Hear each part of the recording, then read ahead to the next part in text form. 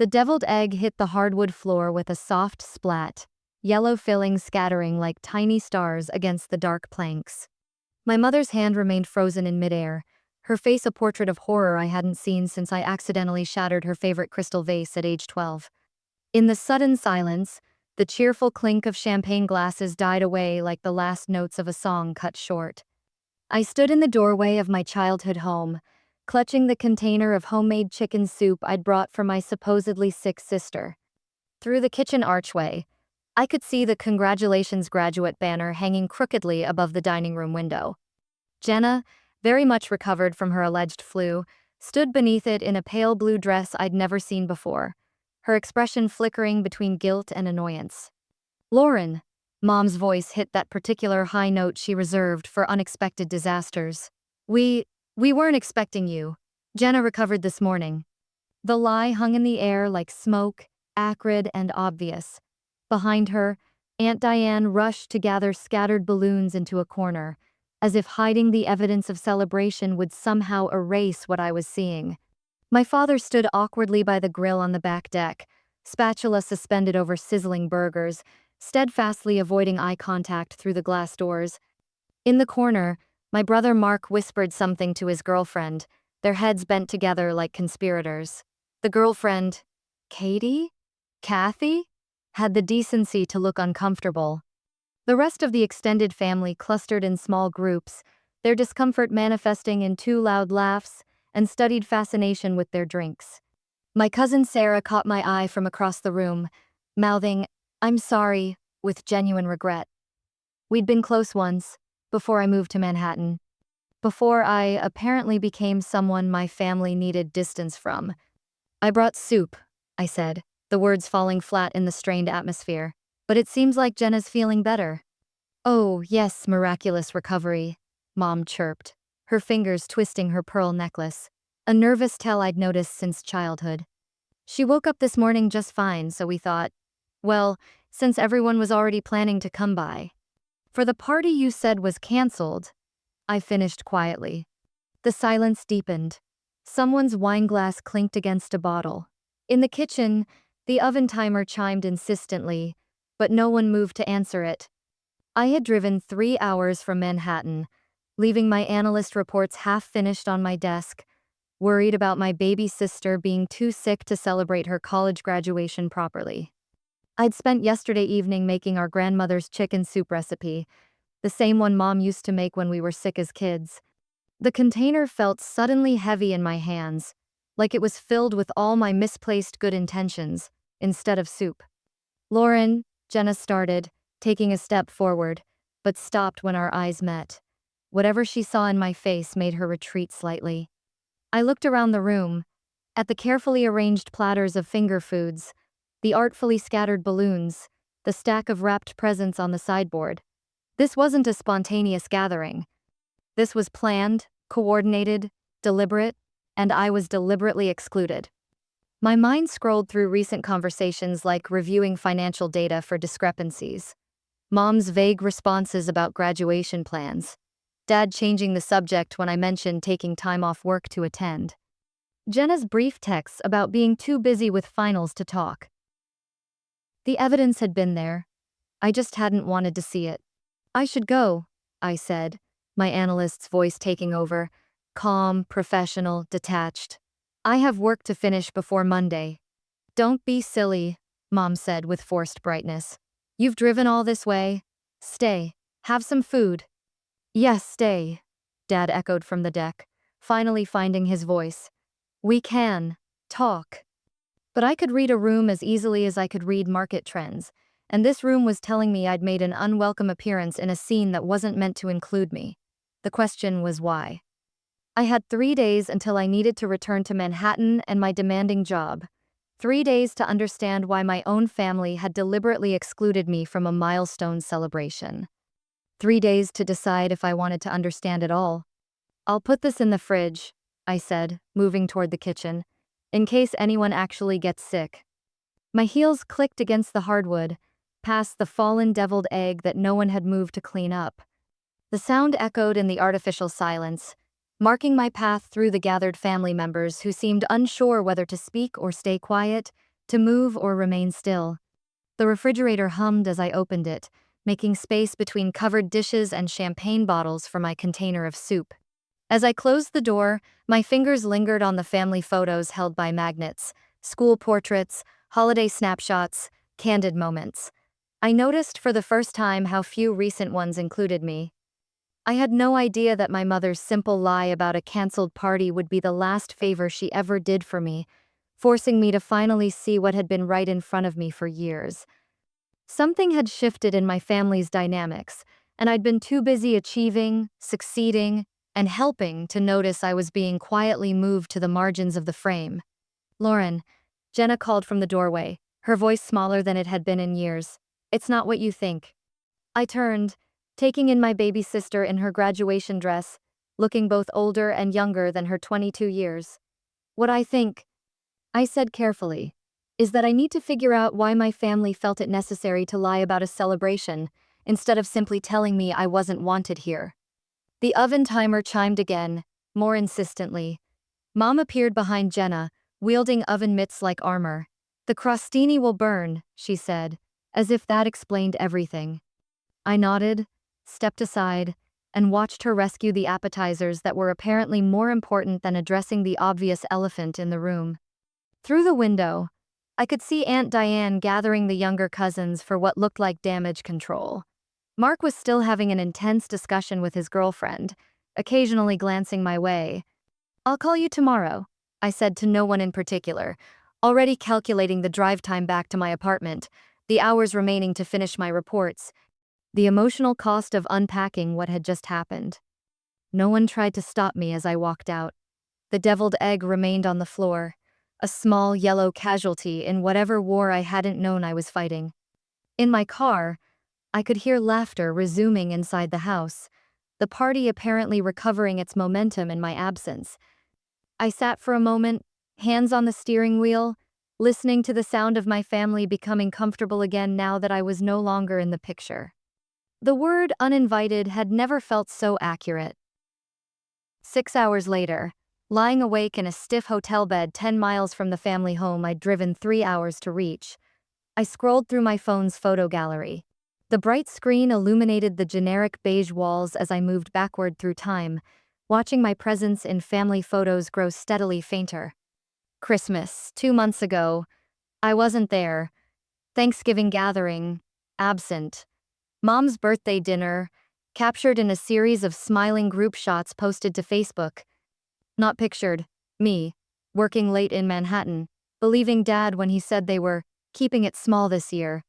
My thumb paused on a photo from last Thanksgiving. Mom's text still burned in my memory. "Don't worry about bringing your signature apple pie this year. We've got dessert covered." The sting had been minor then, a paper cut I'd dismissed. But scrolling past photos of everyone gathered around Mark's girlfriend Katie's store-bought pumpkin pie, the wound reopened. 3 generations of Whitakers smiling over supermarket pastry, while my carefully crafted pie, the one I'd spent years perfecting because it was tradition, sat in my Manhattan kitchen. Another swipe brought up Christmas Eve, Dad's concerned voice through my phone speaker. "The roads might be bad tomorrow. Maybe wait until New Year's to visit?" Later, my cousin's Facebook posts revealed they'd driven twice the distance I would have traveled, through the same supposedly treacherous weather, to join the celebration I'd been subtly discouraged from attending. The hotel room's heating unit clicked and hummed, a mechanical heartbeat marking time as I mentally tallied the ledger of what I'd sacrificed for family harmony. I'd turned down promotions that required extensive travel because Mom guilt-tripped me about missing holidays. I'd ended things with Tom after 8 months, because his creative chaos and unconventional career choices made my parents uncomfortable. I'd learned to measure my words in family conversations, swallowing my actual thoughts in favor of safe, superficial responses. And what had I received in return? Phone calls that grew shorter and more perfunctory. My childhood bedroom gradually transformed into storage space, boxes of Christmas decorations replacing my academic trophies. Inside jokes I didn't understand, referenced in group texts I wasn't part of. The bathroom mirror caught my eye as I finally gave up on sleep, padding across the thin carpet to splash water on my face. My reflection stared back, mascara slightly smudged, despite my careful removal routine. Is this really where 31 years had led? A woman with a six-figure salary who still desperately sought approval from people who seemed relieved by her absence? My hands shook slightly as I reached for my phone again, this time to dial Rebecca's number. She answered on the third ring, her voice thick with sleep but immediately alert when she heard my tone. Lauren? What's wrong? They had a party for Jenna's graduation. Everyone was there. They told me it was canceled. A pause, then. Oh, honey. I drove 3 hours with homemade soup because they said she was sick. I walked in on streamers and champagne glasses and, God, Beck, they looked horrified to see me, like I'd crashed a private event. In my own family's house. Rebecca's voice came through clear and firm. Lauren, they're treating you like an obligation, not family. The truth of it hit like a physical blow. I sank onto the hotel room's desk chair, pulling the complimentary notepad closer. Old habits die hard. Even in emotional crisis, I needed to organize my thoughts. Stay silent to keep peace, I wrote on one side. I don't know what to do, I admitted, both to Rebecca and myself. Mom's Sunday brunch is in 14 hours. Do I show up with my usual smile and pretend yesterday never happened? Or do I finally ask the questions I've been swallowing for years? What are you afraid of? Rebecca asked quietly. That the answers will confirm what I suspect. They prefer me at a distance. That all my efforts to be the perfect daughter, sister, niece, have actually pushed them away. Maybe perfect isn't what they need from you. I stared at my neat handwriting on the hotel notepad, the precise columns of pros and cons. Even now, I was trying to solve this like a business problem, looking for the optimal solution that would maximize benefits and minimize damage. The night stretched long and dark, as Rebecca talked me through years of family dynamics I'd been too busy achieving to notice. By the time we hung up, the sky outside my window was beginning to lighten, dawn painting the parking lot in shades of gray and pale blue. I opened my laptop, diving into research with the same intensity I applied to market analysis, family dynamics, communication patterns, the psychology of achievement and resentment.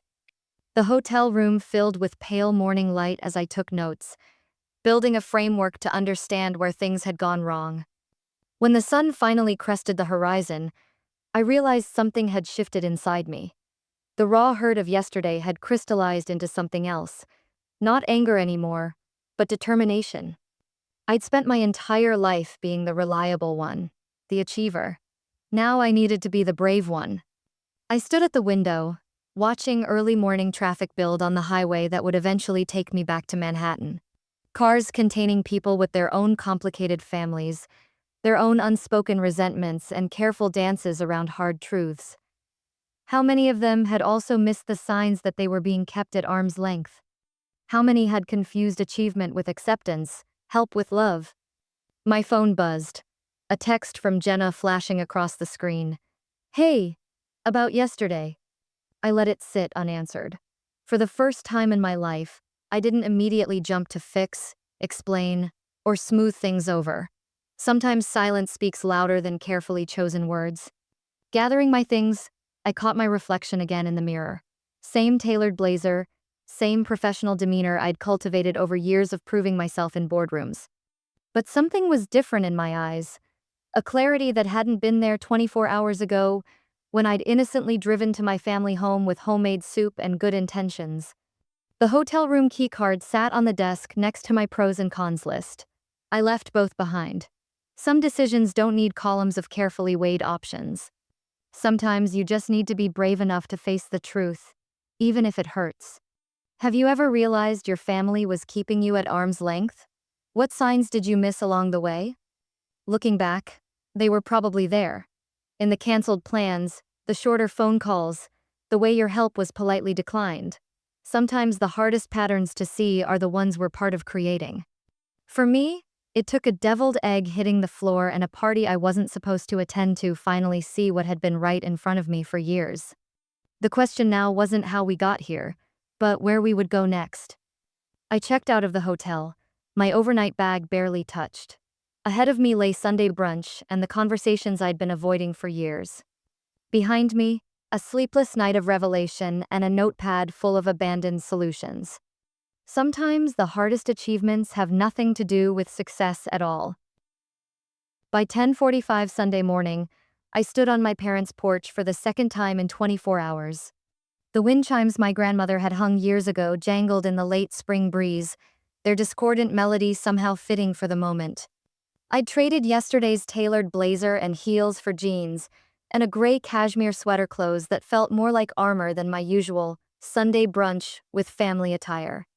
My hand hovered over the doorbell. Through the beveled glass panels, I could see movement in the kitchen mom's familiar silhouette moving with the precise efficiency that meant she was stress cooking. The smell of her cinnamon rolls wafted through the screen door, a scent that usually meant comfort but now felt like another attempt to smooth over uncomfortable truths with sugar and tradition. I ran through my mental checklist one more time. The conflict resolution techniques from last month's management training: acknowledge feelings, use I statements, avoid absolutes. The excerpts from 3 different family therapy books I'd read until 3 a.m. The carefully organized notebook in my bag containing specific examples of exclusion dating back 18 months, each incident documented with dates, screenshots, and witness accounts like I was preparing for a corporate merger rather than a family confrontation. My phone sat in my pocket, voice recorder app ready. Single-party consent was legal in Pennsylvania, a fact I'd confirmed at 4 a.m. during my research spiral. The thought of secretly recording my family made my stomach turn, but I'd learned the hard way that gaslighting was easier when there wasn't a record of what was actually said. 2 hours. I had 2 hours until I needed to start the drive back to Manhattan, 2 hours to either heal a family wound or acknowledge it was beyond repair. The weight of that deadline pressed against my chest like a physical thing. "Lauren, I missed you at Jenna's party yesterday." Mrs. Henderson's voice carried across the yard from next door, where she was methodically watering her prized hydrangeas. She'd lived there since before I was born, her presence as constant as the seasons. Now her words hit me like a splash of cold water. "You knew about the party?" I asked, my analyst's brain already cataloging this new data point. "Of course, dear. Your mother mentioned it last week when we were both getting our mail. Such a proud moment for Jenna." She adjusted her wide-brimmed gardening hat, studying me with the shrewd awareness that had made her both a beloved neighbor and an occasional source of discomfort when her observations hit too close to home. "I assumed you'd be there. There was a miscommunication," I said carefully. Mrs. Henderson's expression softened with understanding that made me want to look away. "Families are complicated, dear. Sometimes the strongest ones are those that have faced their truths." I nodded, not trusting myself to respond. In my hands, the container of leftover chicken soup felt suddenly heavy. I'd almost left it in the car, but something made me bring it in, maybe the same stubborn hope that had brought me back here at all. "Chicken soup might not cure family dysfunction," I muttered to myself, "but at least it would give us something to eat during the uncomfortable conversation ahead." Mrs. Henderson turned back to her flowers, offering me the gift of privacy as I finally pressed the doorbell. The chime echoed inside the house, followed by a pause in the kitchen movement that lasted several heartbeats too long. "Coming," Mom called, her voice carrying that forced brightness I recognized from client meetings where both parties knew things were about to get uncomfortable.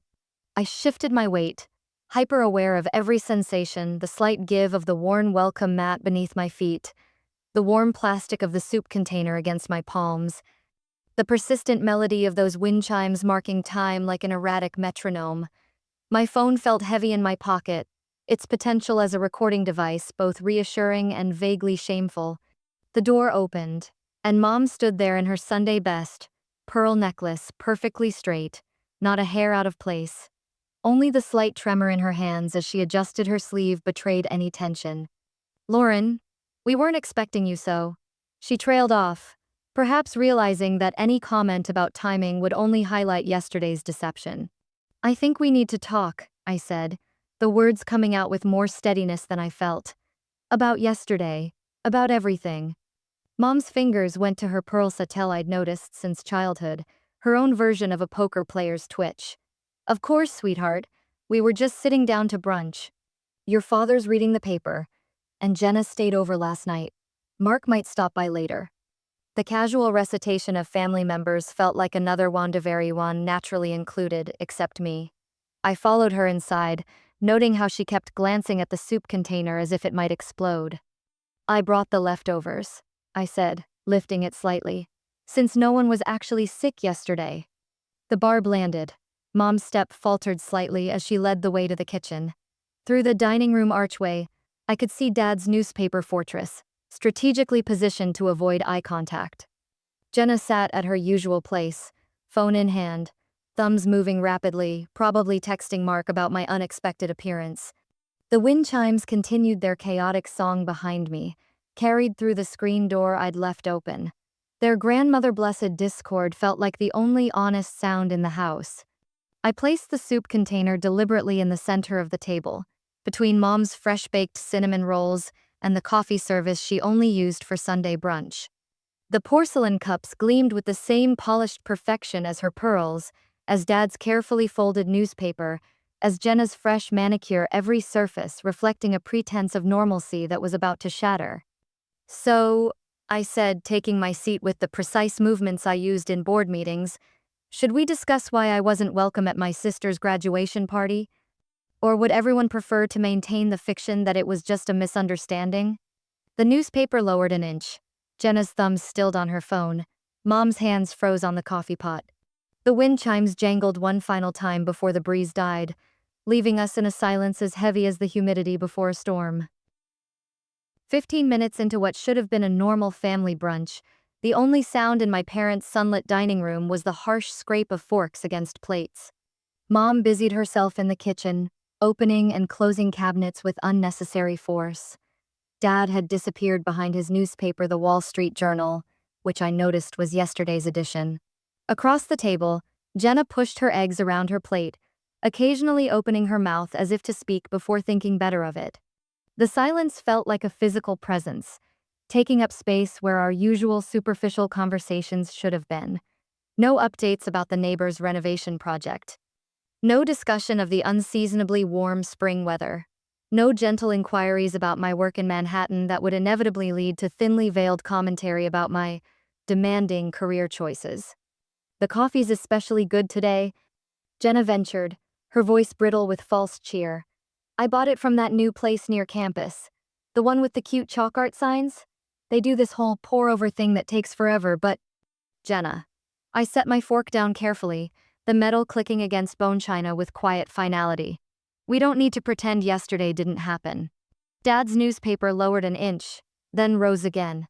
In the kitchen, Mom's hands stilled on the counter where she'd been wiping the same spot for 3 minutes straight. I'd seen this behavior before in the conference room when executives were avoiding difficult conversations about underperforming assets. I glanced at my watch. 90 minutes until I needed to leave for New York. 90 minutes to either get answers or accept that some questions might never be addressed. The analyst in me wanted to approach this like a problematic financial report, identify the discrepancies, trace their origins, implement corrections. But families weren't balance sheets. You couldn't audit emotions. The container of chicken soup sat in the center of the table, where I'd deliberately placed it earlier. No one had touched it. In the morning light, the golden broth was clearly visible through the glass, like amber fossilizing a moment in time. "I brought this soup," I said, resting my hand on the container's lid, "because I thought my sister was sick. Because that's what Mom told me, that Jenna was too ill to celebrate her graduation. That the party was canceled." I kept my voice steady, professional. The same tone I used when presenting difficult findings to the board. "This soup represents every time I've tried to be what I thought you wanted. But I'm beginning to think what you really want is less of me." The silence stretched, pulled taut like a wire about to snap. Then Jenna made a sound, something between a laugh and a sob, and pressed her hands against her eyes. "It wasn't supposed to happen this way," she said, words muffled behind her palms. We just wanted one day without walking on eggshells." The newspaper came down completely now. Mom abandoned her pretense of cleaning and turned to face the dining room. They exchanged a glance. I couldn't quite interpret something weighted with meaning that excluded me, like so many things apparently had. "Walking on eggshells," I repeated, testing the phrase like, unfamiliar currency, around me. If you've ever heard a family member admit they're more comfortable when you're not around, you know exactly how those words felt like a confirmation of fears you'd tried to dismiss as paranoia. Like finding out the market correction you'd been dreading was actually worse than predicted. Lauren, Mom started, then stopped.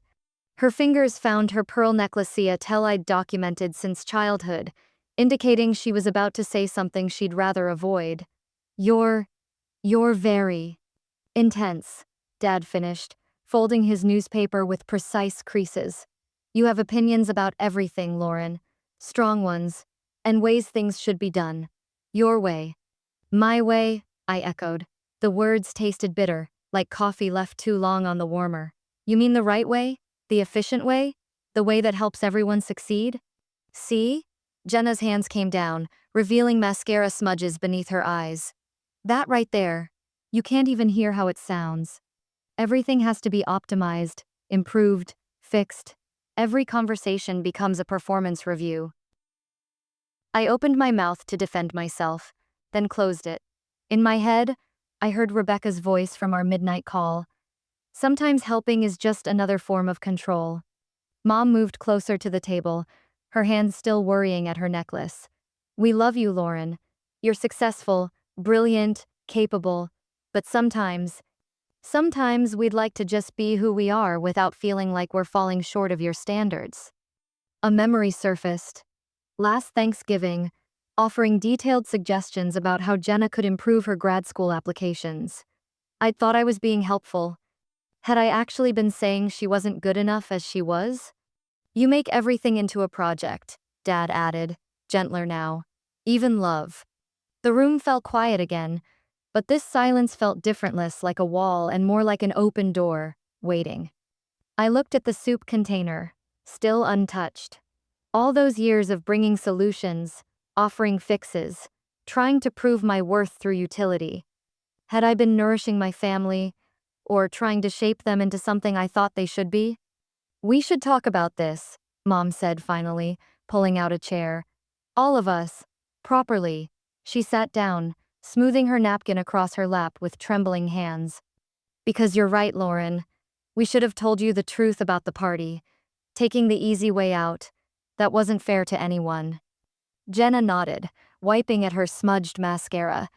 I don't want to keep feeling like I have to measure up to you. But I don't want to shut you out either. That's not who we should be as sisters. The sun had shifted, casting new shadows across the familiar dining room. Through the window, I could see Mrs.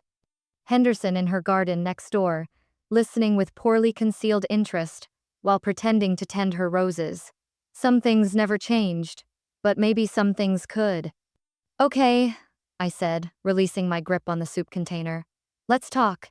I set my analyst's voice aside and searched for something more real, more raw. Tell me about all the times I've made you feel like you weren't enough. I promised to just listen. Dad reached across the table and squeezed my hand briefly, the first genuine contact since I'd arrived. Mom's fingers finally stilled on her necklace. And Jenna, my baby sister, who had somehow grown into a woman while I was busy trying to guide her path, gave me a wobbly smile that held more hope than resentment. Jenna started first after a long pause. Remember last Thanksgiving? Jenna spoke up from her perch on the ottoman. When you spent 20 minutes explaining to Mark's girlfriend how she could have made her pie crust flakier? I was trying to help, I protested, but Rebecca's voice cut through my defensiveness. Lauren, think about when you brought that soup to me after my breakup with Steve. What did you do differently then? I frowned, remembering that night 6 months ago. I just sat with you, let you cry, didn't try to fix anything. The front door opened, and Mark stepped in, his girlfriend Katie trailing behind. He assessed the room's tension with the practiced eye of a middle child used to walking into family conflicts. Good, you're all finally talking about it, he said, dropping onto the couch. We love you, Lauren, but you make us feel like we're never enough. So I'm being punished for being successful? My analyst's voice was slipping, emotion bleeding through. For caring enough to help? Mom's hand went to her phone, and something in her gesture made me pause. What was that? What was what? That guilty look. The same one you had when I found out about Jenna's sweet 16 party after the fact. I leaned forward. What are you hiding? The silence stretched until Dad broke it. Show her, Nancy. We need to be honest now. Mom's fingers moved across her phone screen, and then she held it out. I took it, my stomach dropping as I saw the group chat titled, Family Updates. No Lauren.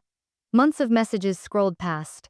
Dinner plans, shared jokes, photos from gatherings I'd never known about. This wasn't just about one party, I said slowly. This was about systematically excluding me from family life.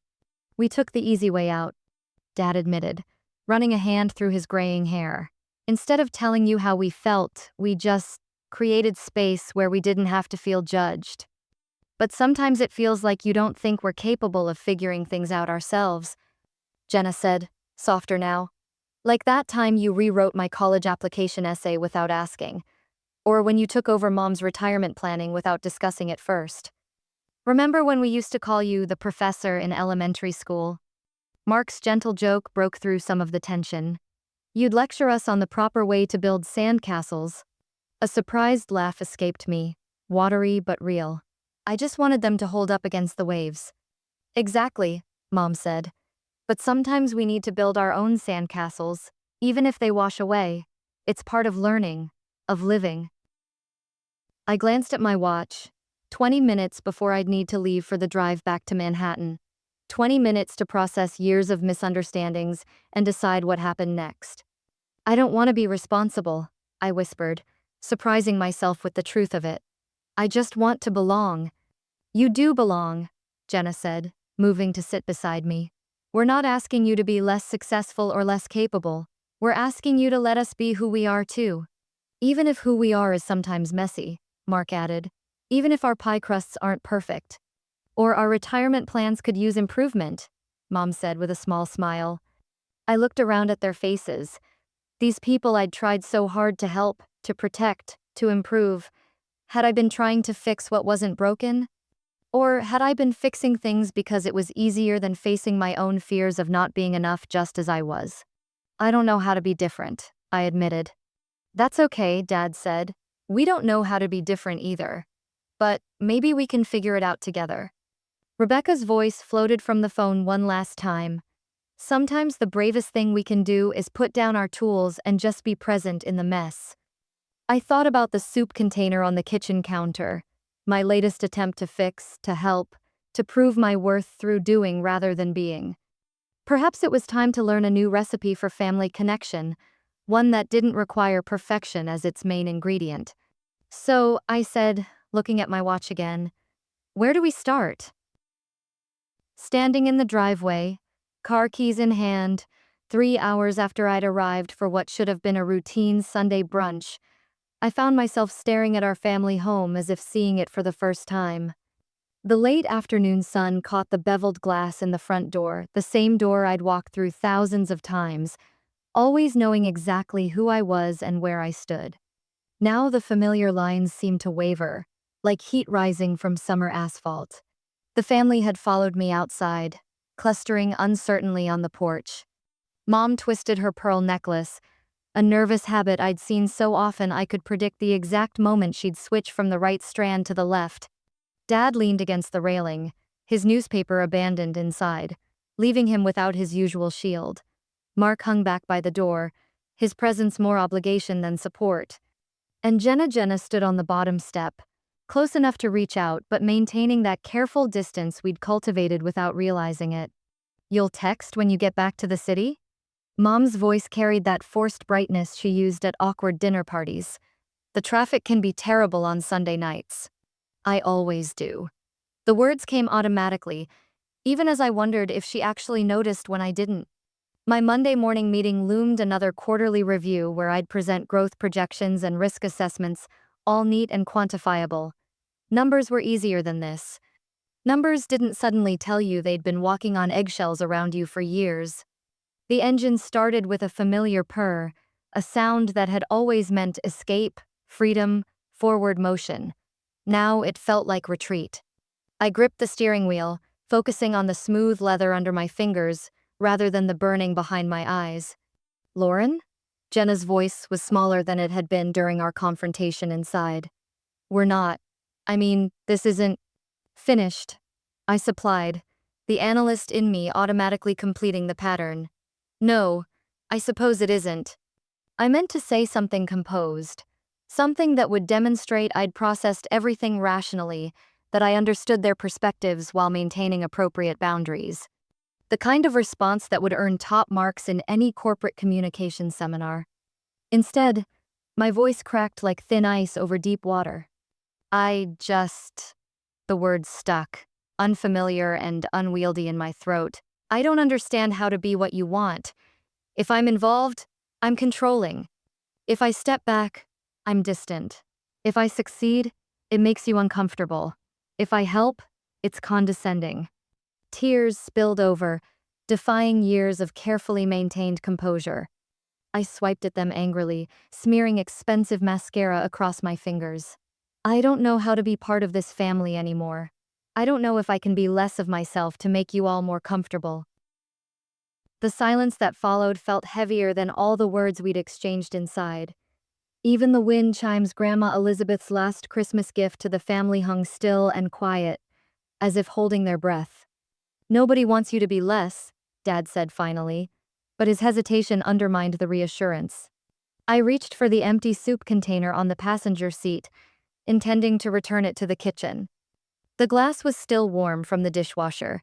Mom's immediate response to my offering had been to clean the container, as if erasing evidence of my attempt at nurturing.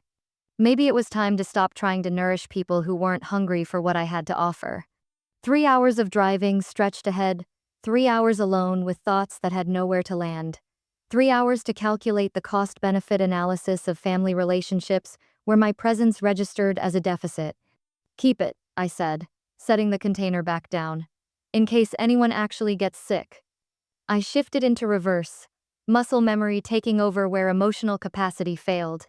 But before I could back out, Jenna darted forward, pressing her hand against my window. "This isn't finished," she insisted, eyes bright with what might have been tears or determination. "Will you come back next weekend? Just you and me first?" The hope in her voice felt like a trapper, maybe salvation. After years of trying to pave her way, I finally heard her asking me to walk beside her instead. I don't know if that's a good idea. The words tasted like surrender. "Please." Jenna's fingers squeaked against the glass, leaving prints that blurred my view of her face. "I want to know my sister, not just the idea of her I've been resenting." Behind her, Mom made an aborted movement forward, her hand still worrying those pearls. Dad straightened from his casual lean, suddenly alert. Mark shifted his weight from foot to foot, looking everywhere but at us. I could plot this moment on a graph map, the variables of hope against history, calculate the probability of real change versus temporary reconciliation. But for once, my analyst's mind offered no clear projection. "I'll think about it," I said finally, which wasn't a yes but wasn't quite a no. Jenna nodded, stepping back. Her fingerprints remained on the window, imperfect ovals that would bother me for the entire drive home.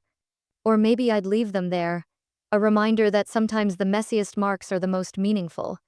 I backed out of the driveway slowly, watching my family recede in the rearview mirror. They stood in their familiar formation, Mom and Dad slightly apart, Mark hanging back, Jenna in front, but the tableau felt different now.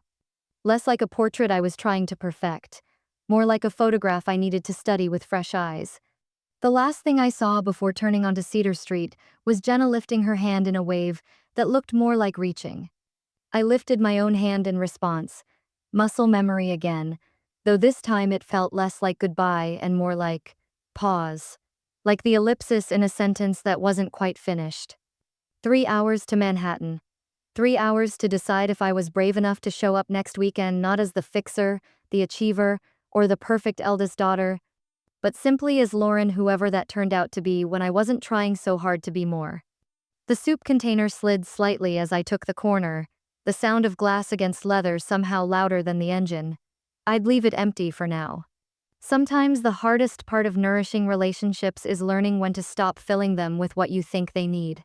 Behind me, my childhood home grew smaller in the mirror, familiar and foreign all at once.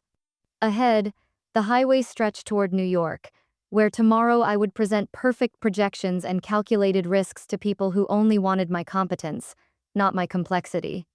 But for these 3 hours, suspended between who I'd been and who I might become, I let myself be neither perfect nor calculated. Just human, messy and uncertain, driving away from one version of family while possibly driving toward another. The tears came again as I merged onto the highway, but this time I let them fall. Some spreadsheets couldn't be balanced. Some problems couldn't be solved. Some journeys had to be measured in heartbeats rather than milestones. I turned on the radio, letting unfamiliar music fill the car. For once, I didn't try to improve the moment or plan the next one. I just drove, carrying an empty container and a full heart, toward a future that felt less like a carefully plotted course and more like an open road.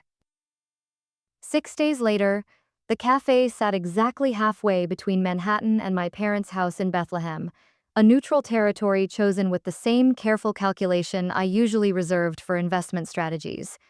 Through the window, I watched Jenna's blue Civic pull into the parking lot, her graduation tassel still dangling from the rearview mirror.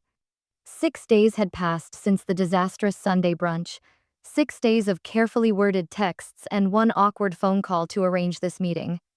Inside, soft jazz played through hidden speakers. No family history embedded in these walls, no loaded memories lurking in corners, just the gentle clink of coffee cups and murmured conversations of strangers. I'd arrived 15 minutes early, another habit I couldn't seem to break, and claimed a corner booth where I could see both exits. Jenna hesitated at the door, scanning the room. She wore her hair differently now, I noticed. Loose waves instead of the straight style she'd copied from me throughout high school. When our eyes met, she gave a small wave that reminded me of when she was 5, uncertain about her first day of kindergarten. "I ordered you a caramel macchiato," I said as she slid into the booth. "You still drink those, right?"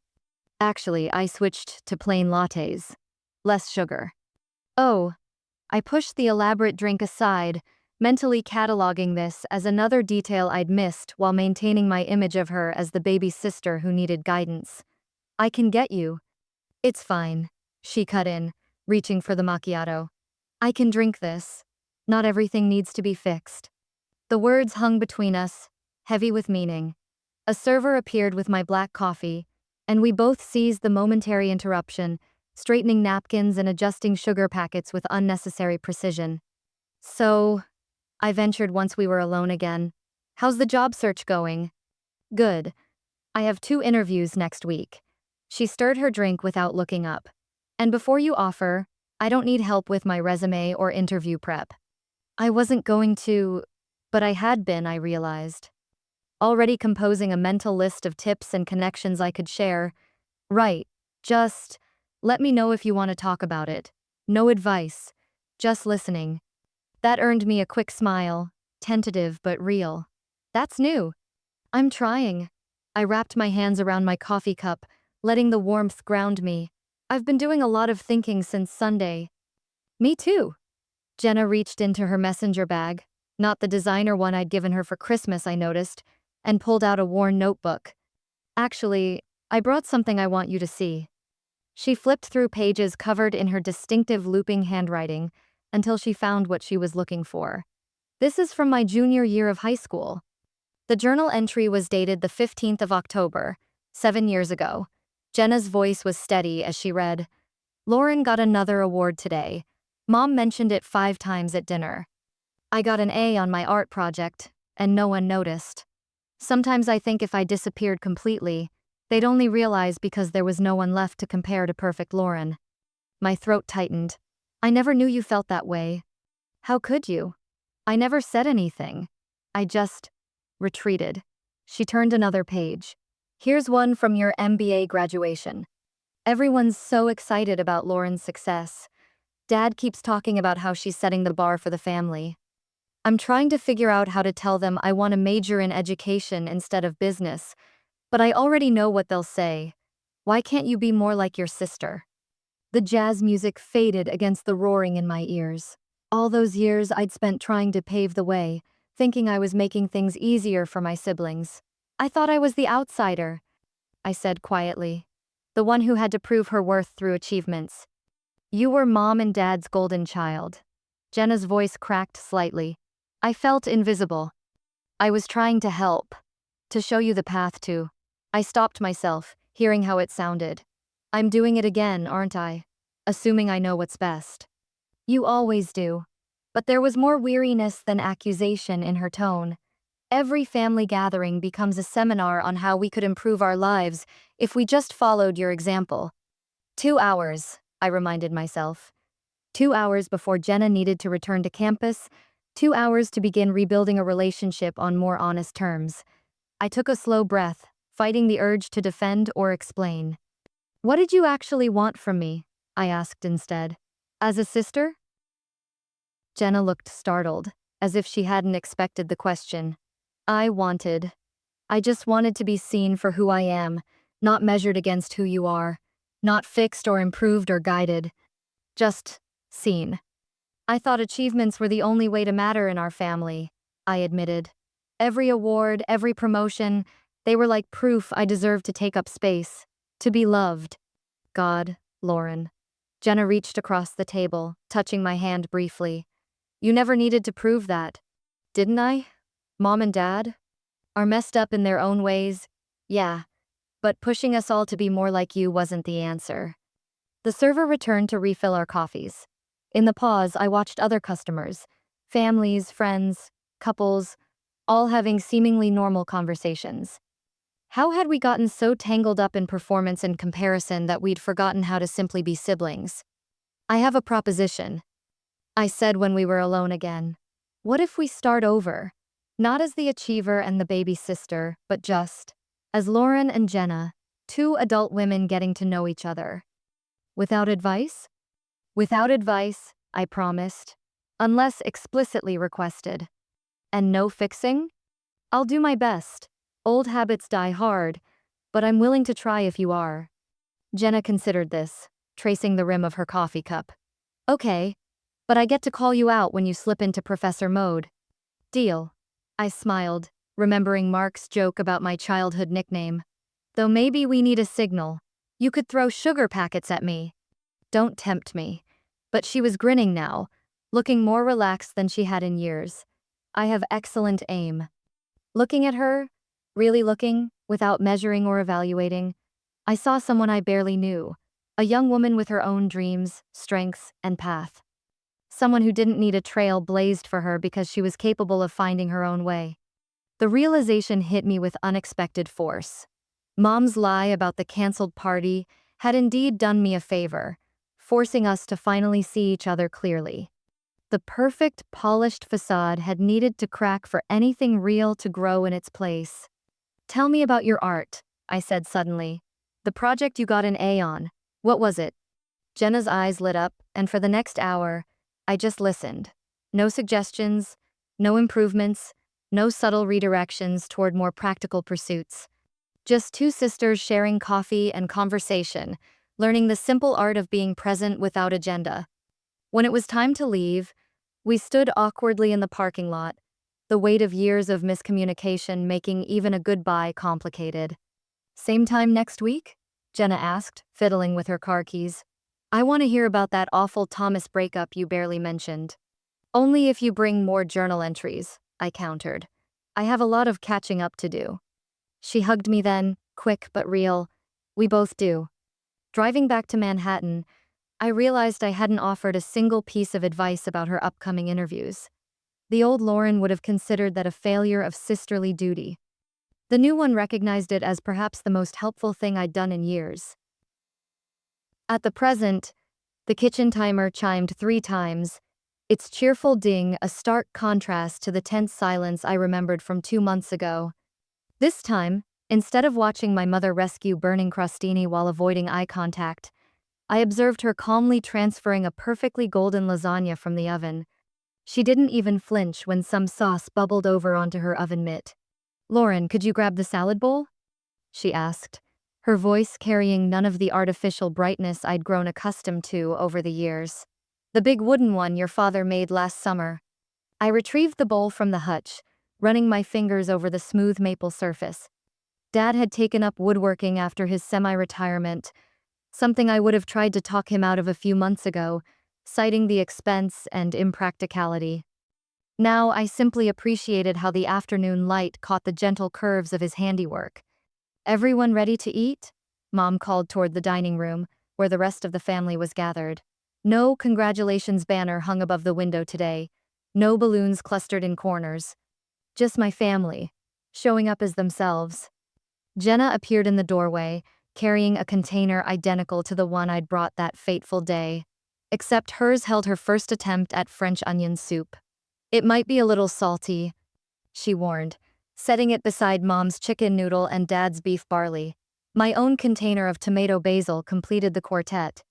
"Different flavors, different strengths," I said, arranging the containers in a neat row, but all nourishing in their own way.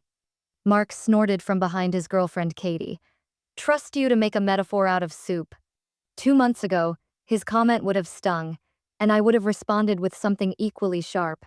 Today, I caught the affection beneath his teasing and simply smiled. Some habits die hard. We settled around the table. No assigned seats anymore. No careful orchestration of who sat where to minimize conflict. Mom had instituted only one rule for these new monthly family dinners. No fixing, no comparing, just listening. It felt strange at first, like trying to write with my left hand. But like any new skill, it grew more natural with practice. "How's the new apartment coming along, Jenna?" Dad asked, passing the salad bowl. I watched my sister's face light up as she described the vintage posters she'd found for her living room wall. My fingers itched to pull up the interior design websites I'd bookmarked on my phone, the ones with perfectly coordinated color schemes and space-maximizing furniture arrangements. Instead, I focused on the way Jenna's hands moved animatedly as she talked, her enthusiasm more beautiful than any curated design could be. Genuine laughter, not the polite kind that had masked tension for years, rippled around the table as Jenna described her adventure installing floating shelves. "The first one fell down in the middle of the night," she admitted. "Nearly gave me a heart attack." "Did you get it fixed?" The question slipped out before I could stop myself. But Jenna just nodded. No defensive edge to her voice. "YouTube tutorials are amazing. Took 3 tries, but I figured it out." "That's great," I said, and meant it. The old Lauren would have already ordered professional installation or shown up uninvited with her own toolkit.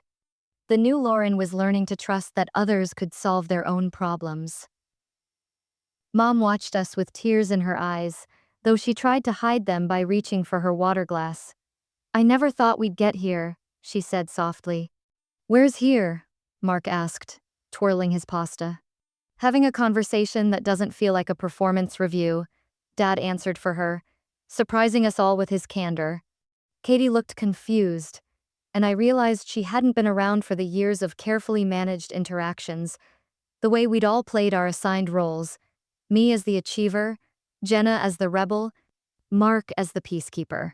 How exhausting it must have been for outsiders to navigate our family's intricate dance of expectations and resentments. "Lauren," Jenna said suddenly, "I could use your advice about something. If you're willing to share it," she added quickly. The distinction was important, not because my advice was unwelcome, but because now it was being requested rather than imposed. Of course. "My boss mentioned a management training program. I'm not sure if I'm ready, but..." I felt the familiar surge of solutions rising, strategies and action plans forming automatically. But I caught Mom's small smile and remembered our new way. "What are your thoughts about it so far?" The conversation that followed was different from any we'd had before. I listened more than I spoke, asked questions instead of offering immediate answers, and watched my sister work through her own decision-making process. When she finally arrived at her conclusion, to apply for the program but negotiate a modified schedule, I realized I felt more satisfied than if I'd simply told her what to do. 30 years of family patterns don't change in 2 months, Dad commented later as we cleared the table. But we've made a start that feels more real than anything we had before. I nodded, understanding now what had eluded me for so long. The family I thought I needed to fix was actually trying to tell me something important. Sometimes love looks like stepping back, not charging forward. Reinvention wasn't about becoming someone new. It was about being more authentically who I already was. After dessert, my phone buzzed with a text from Jenna. Mom's trying to take over my apartment decoration. Send help. I smiled, remembering similar messages from before that would have sent me rushing in with solutions and suggestions. Instead, I typed, "Want advice or just sympathy?" Her response came quickly.